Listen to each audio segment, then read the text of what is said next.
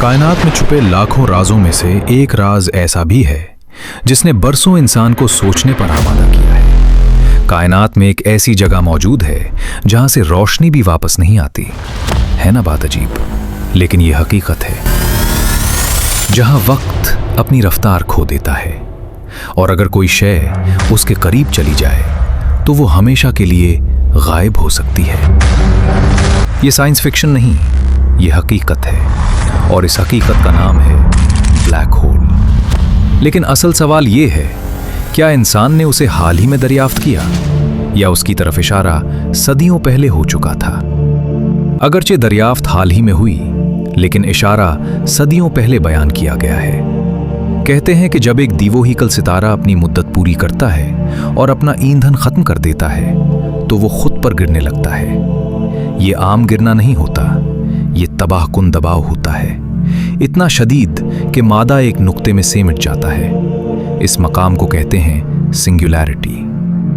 नजरियाती तबीयात दान Steven Hawking अपनी किताब a brief history of time में लिखते हैं, ब्लैक होल ऐसा खित्ता है जहां कशिश सिकल इतनी शदीद हो जाती है कि जहां से रोशनी भी वापस नहीं आ सकती। यानी ये अंधेरा नहीं है, ये कैद है। सोचिए, जो चीज नजर नहीं आती, जिसे बराह रास्त देखा नहीं जा सकता, हम इसके वजूद पर कैसे यकीन करते हैं? हम इसके असरात देखते हैं, सितारों को उसके गिर्द घूमते हुए और रोशनी को खत्म करते हुए। कुरान में सूरत उत-तारिक में आता है, कसम है आसमान की और रात को आने वाले की, और तुम क्या जानो वो रात को आने वाला क्या है? चमकता हुआ सितारा। लफ्ज अत-तारिक यानी रात में दस्तक देने वाला। कुछ मुफस्सिरीन इसे आम सितारा कहते हैं, कुछ जदीद अहले इल्म इसे न्यूट्रॉन स्टार या गैर मामूली फलकी जिस्म की तरफ इशारा समझते हैं। ये कहना कि कुरान ने लफ्ज ब्लैक होल इस्तेमाल किया गलत होगा, लेकिन ये कहना भी गलत होगा कि कुरान हमें कायनात पर गौर करने की दावत नहीं देता। अब जरा तसव्वुर करें, अगर एक ब्लैक होल हमारे निज़ाम शमसी के करीब आ जाए, सबसे पहले क्या होगा? जमीन की मौजूदा मदार बिगड़ जाएगी, वो हल्के हल्के झटके खाने लगेगी, जैसे एक गाड़ी तेज रफ्तारी में तवाजुन खो दे। फिर कशिश सिकल का फर्क शुरू होगा। ये फर्क क्या है? जमीन का वो हिस्सा जो ब्लैक होल की तरफ होगा ज्यादा खिंचेगा और जो हिस्सा दूर होगा कम खिंचेगा। नतीजा, जमीन आहिस्ता आहिस्ता लंबी खिंचने लगेगी। इस अमल को साइंस में कहते हैं स्पेगेटिफिकेशन, यानी चीजें अपनी असल शक्ल खो देती हैं और लंबी होकर टूटने लगती हैं। अगर जमीन इस मरहले तक पहुंच जाए, पहाड़ अपनी जगह कायम नहीं रह सकेंगे, समंदर अपनी सतह बरकरार नहीं रख पाएंगे, जमीन की साख्त बिखरने लगेगी।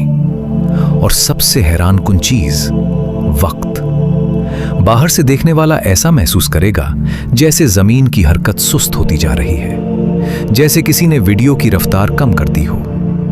लेकिन जमीन पर मौजूद इंसान को उसे सब कुछ मामूल के मुताबिक लगेगा।